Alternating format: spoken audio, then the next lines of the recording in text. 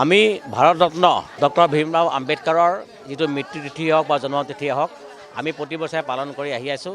আজি 2013 চনৰ পৰাই আমি এই অনুষ্ঠানটি পালন কৰি আহিছোঁ। 2013 চনৰ পৰা আমি বঁটা প্ৰদান কৰি আহি আহিছোঁ।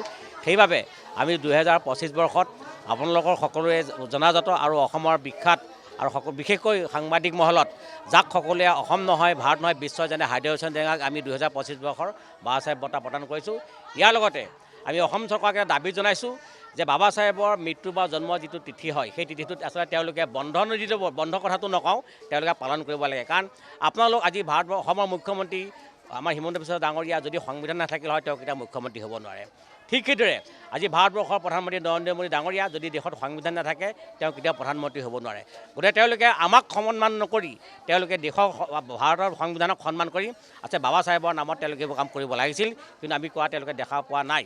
সেই আৰু বাবা চাহেবৰ যি আদৰ্শ সেই আদৰ্শ অসম নহয় ভাৰত নহয় গোটেই বিশ্বই আদৰি লৈছে। সেইকাৰণেই কৈছোঁ যে বাবা চাহেবৰ যিদিনা মৃত্যু হৈছিল সেই মৃত্যুৰ দিনাখন অকল ভাৰতবৰ্ষতে নহয় বিশ্বৰ 179খন দেশে তেওঁলোকৰ যিটো ৰাষ্ট্ৰীয় পতাকা তেওঁলোকে অৱদমিত কৰিছিল। এনেকুৱা এজন ব্যক্তি বাবা চাহেবৰ আজি আপোনালোকে হয়তো বিদেশত গ'লে গম পাব, কলম্বিয়া বিশ্ববিদ্যালয়ত আপোনালোকে যাওক, আপোনালোকক আমিও সহায় কৰিব লাগে যাবৰ কাৰণে, যে কলম্বিয়া বিশ্ববিদ্যালয়ৰ প্ৰথম গেটতে বাবা চাহেবৰ প্ৰতিমূৰ্তি স্থাপন কৰি থৈছে। কিন্তু ঠিক সেইদৰে কিন্তু আজি অসমৰ আমি অসমীয়াসকলে দেখিছোঁ যে গুৱাহাটী বিশ্ববিদ্যালয় হওক বা গুৱাহাটী হাইকোৰ্টত আজি কিন্তু বাবা চাহেবৰ কোনো প্ৰতিমূৰ্তি নাই। গতিকে অসমত তথা ভাৰতবৰ্ষতে ডিছক্ৰিমিনেশ্যন চলিছে, সাম্প্ৰদায়িকতা চলিছে। কাৰণ তেওঁলোক বাবা চাহেব আম্বেদকাৰ অনুসূচিত জাতি হোৱাৰ কাৰণে তেওঁলোকে এনেকুৱা কাম কৰিছে নেকি? কেইদিনমান আগত অমিত শ্বাহ ডাঙৰীয়াই কৈছিল যে বাবা চাহেব আম্বেদকাৰ যিটো নাম লওঁতে লওঁতে বোলে আমি ভগৱানৰ ঘৰ পালোগৈ হয়। এনেকুৱা ধৰণৰ মন্তব্য আমি পাৰ্লিয়ামেণ্টত দিয়া শুনিছোঁ। তাৰপিছতেই ভাৰতবৰ্ষৰ মানুহ ইমান সচেতন হ'ল, অমিত শ্বাহ ডাঙৰীয়াই নিজে ক্ষমা খুজি লগতে তেওঁ তল পৰি গ'ল। ঠিক সেইদৰে আজি কেইদিনমান আগত অনিল মিশ্ৰ নামৰ এজন এডভকেট, মই এডভকেটক সন্মান কৰোঁ, এডভকেটক কেতিয়াও মই অসন্মান নকৰোঁ, কিন্তু অনিল মিশ্ৰক মই সন্মান কৰি কেতিয়াও কথা নকওঁ। কাৰণ তেওঁ কৈছে যে ভাৰতৰ সংবিধানখন বোলে BN ৰাৱে লিখিছে। এনেকুৱা ধৰণৰ কিছুমান কথা কৈ তেওঁলোক একোটা বিজেপি RSৰ এজেণ্ট হৈ ভাৰতবৰ্ষৰ যিটো মূল ইছ্যু সেই মূল ইছ্যুৰ পৰা তেওঁলোকক আঁতৰাই এনেকুৱা ধৰণৰ কথাবোৰ কৈ তেওঁলোকে এইবোৰ কয়। কাৰণ এইকাৰণেই কৈছোঁ যদি BN ৰাৱে যদি সংবিধানখন লিখিলে হয় তেতিয়া তেওঁলোকে কিয় বিৰোধিতা কৰিছে? তেওঁলোকৰে মানুহ BN ৰাও। গতিকে তেওঁলোকে সেইবোৰ কথা কৈ ভাৰতবৰ্ষৰ বিপদ কৰিব বিচাৰিছে। গতিকে ভাৰতৰ সংবিধান যি সময়ত গোটেই বিশ্বই এতিয়া এখন সংবিধান ৰচনা কৰিব বিচাৰে, কাক বিচাৰি পাইছিল? আম্বেদকাৰক পাইছিল। ঠিক সেইদৰে আজি অসমতো যদি কিবা সমস্যা হয় এই মূল নিবাসী মানুহকহে পাওক। আজি হিমন্ত বিশ্ব শৰ্মাই সকলোখিনি সমাধান কৰিব নোৱাৰে। গতিকে এনেকুৱা ধৰণৰ মানুহক তেওঁলোকে কেতিয়াও ডিছক্ৰিমিনেশ্যনৰ চকুৰে চাব নালাগে। আৰু বাবা চাহেবৰ যি লিখা, বাবা চাহেবৰ এইবোৰ আজি মই দেখিছোঁ ইয়াত প্ৰচাৰেই নাই। আজি আপোনালোকে হয়তো মই নিজে গৈ উত্তৰ প্ৰদেশত গৈছোঁ, মই মহাৰাষ্ট্ৰত গৈছোঁ। বাবা চাহেবৰ আজি মৃত্যুৰ দিনত বা জন্মদিনত লাখে লাখে মানুহ এখন সভাত কমে 25-30 লাখ মানুহ উপস্থিত থাকে, যিটো আমাৰ মানে চ' কল নেশ্যনেল মিডিয়াই কেতিয়াও প্ৰকাশ নকৰে। কাৰণ এইকাৰণেই নকৰে, স্বাধীনতাৰ আগত আমাৰ দেশৰ মই ক'ব নাপায় কৈছোঁ যে মহাত্মা গান্ধী ডাঙৰীয়াই ভাৰতৰ যিটো সংবাদ মাধ্যম বনিয়াৰ হাতত বিক্ৰী কৰি থৈ গৈছে। যদি আজি সংবাদ মাধ্যম সম্পূৰ্ণভাৱে বনিয়াৰ হাতত, আজি আপোনালোকৰ আমাৰ দুখৰ কথা কেতিয়াও প্ৰচাৰ নকৰে। আজি তেওঁলোকৰ যি নোহোৱা কামেও তেওঁলোকে প্ৰচাৰ কৰি আছে, আমাৰ যি পাবলগীয়া অধিকাৰ তেওঁলোকে প্ৰচাৰ নকৰে। সেইকাৰণে মই কৈছোঁ মহাত্মা গান্ধীয়ে যদি সেই সময়ত দেশৰ সংবাদ মাধ্যম বনিয়াসকলৰ হাতত বিক্ৰী নকৰিলে হয় আজি দেশত ভাৰতবৰ্ষৰ এইটো কোনো এনেকুৱা অৱস্থা নহ'ল। কাৰণ এইটো মই তথ্য সহকাৰে প্ৰমাণ কৰিব পাৰোঁ, কিন্তু মই অধ্যয়ন কৰি ইয়াৰ ওপৰত সম্পূৰ্ণভাৱে এখন কিতাপো লিখি থৈছোঁ। কাৰণ সেইকাৰণে কৈছোঁ যে মহাত্মা গান্ধীক মই অসন্মান কৰা নাই, কিন্তু তেওঁ কিছুমান ভুলৰ কাৰণে আজি ভাৰতবৰ্ষত এইটো পৰিস্থিতি হৈছে।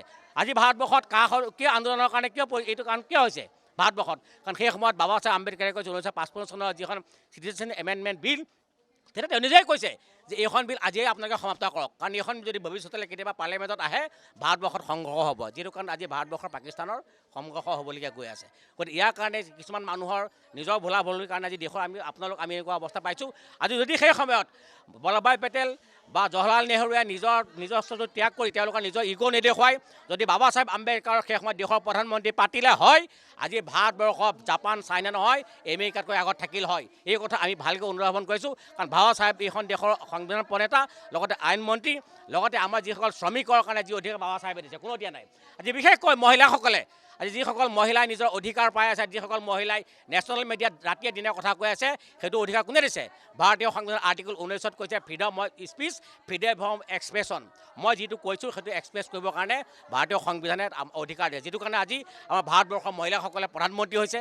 আজি নেশ্যনেল মিডিয়াত কিমান ফালি আছে আপোনালোকে দেখিছেই। গতিকে সেইটো কাৰ দান? বাবা চাহেবৰ দান। কিন্তু সেইসকল মানুহে বাবা চাহেবক তেওঁলোকে কেতিয়াও স্মৰণ কৰা আমি দেখা নাপালোঁ। গতিকে এনেকুৱা ধৰণৰ ডিছক্ৰিমিনেশ্যন হোৱাৰ কাৰণে আমি ক'বলৈ বাধ্য হৈছোঁ যে আগন্তুক দিনবোৰত যদি এই বাবা চাহেবৰ আইডিঅ'লজিত গোটেই দেশত তেওঁলোকে কাম নকৰে তেতিয়াহ'লে এইখন ভাৰতবৰ্ষ হৈ নাথাকে। কাৰণ মই ইতিমধ্যে ভাৰতবৰ্ষৰ বিভিন্ন ৰাজ্যত গৈছোঁ, বিভিন্ন নেশ্যনেল মই সংগঠনত জড়িত আছোঁ। যদি তেওঁলোকে এই কামবোৰ নকৰে, আগন্তুক এই 26ৰ নিৰ্বাচনৰ পিছত আমি অসমত এটা বহুজন মুভমেণ্ট আৰম্ভ কৰিম। সেই মুভমেণ্টে বিজেপি, কংগ্ৰেছ, EJPক এনেকুৱাকৈ ধুৱাই লৈ যাম, তেওঁলোকে গমেই নাপাব যে যিটো মুভমেণ্ট কাঞ্চীৰামে উত্তৰ প্ৰদেশ আপোনাৰ লক্ষ্ণৌত আৰম্ভ কৰিছে। আপোনালোকে নিজে জানে, কাৰণ মায়াৱতী ইতিমধ্যে 10 বছৰ চিফ মিনিষ্টাৰ হৈছে, লালু প্ৰসাদ যাদৱ চিফ মিনিষ্টাৰ হৈছে, এইবাৰো হয়তো তেজস্বী যাদৱ চিফ মিনিষ্টাৰ হ'ল হয়। তেওঁলোকে বিভিন্ন ধৰণৰ কূটকৌশল কৰি হৈছে, কাৰণ বহুজন আজি ভাৰতবৰ্ষত 95% বহুজন আছে। এই বহুজনে যদি নিজৰ অধিকাৰৰ কথা গম পায় তেতিয়াহ'লে কোনোৱে আমাক ৰাখিব নোৱাৰিব। সেই মুভমেণ্ট আমি ইতিমধ্যে আৰম্ভ কৰিছোঁ। আমি আমাৰ ফুল টাইমৰ আমি অসমত ইতিমধ্যে প্ৰচাৰ কৰি দিছোঁ ফুল টাইমত। আৰু শেহতীয়াকৈ আমাৰ যি উৰিষ্যাত অধিৱেশন হৈ আছে, বামচেপৰ অধীনত 88টা উইংছ আছে আমাৰ, এটা উইংছ নহয় 88টা উইংছে অসমৰ কথা চিন্তা কৰি আছে। যদি তেওঁলোকে আমাক পাৰ্মিশ্যন দিয়ে, এই 26ৰ নিৰ্বাচনতে আমি অসমত এটা ৰাজনৈতিক দল গঠন কৰি আমি EJP, কংগ্ৰেছ, বিজেপিয়ে স্বাধীনতা 78 বছৰত আমাক কি দিলে কি নাই দিয়ে আমি তেওঁলোকক দেখুৱাবলৈ ৰাজি আছোঁ। কাৰণ আমাৰ মানুহ, আপোনালোকে আমাৰ হৈ কাম কৰিবলৈ ৰেডি আছে। কাৰণ আজি আপোনালোকে ইয়াত কিয় আহিছে? ভাৰতীয় সংবিধানৰ পাৰ্ট অফ চতুৰ্থ স্তম্ভ, ইণ্ডিয়ান কনষ্টিটিউশ্যনৰ 4th পিলাৰ আপোনালোকৰ অধিকাৰ আছে।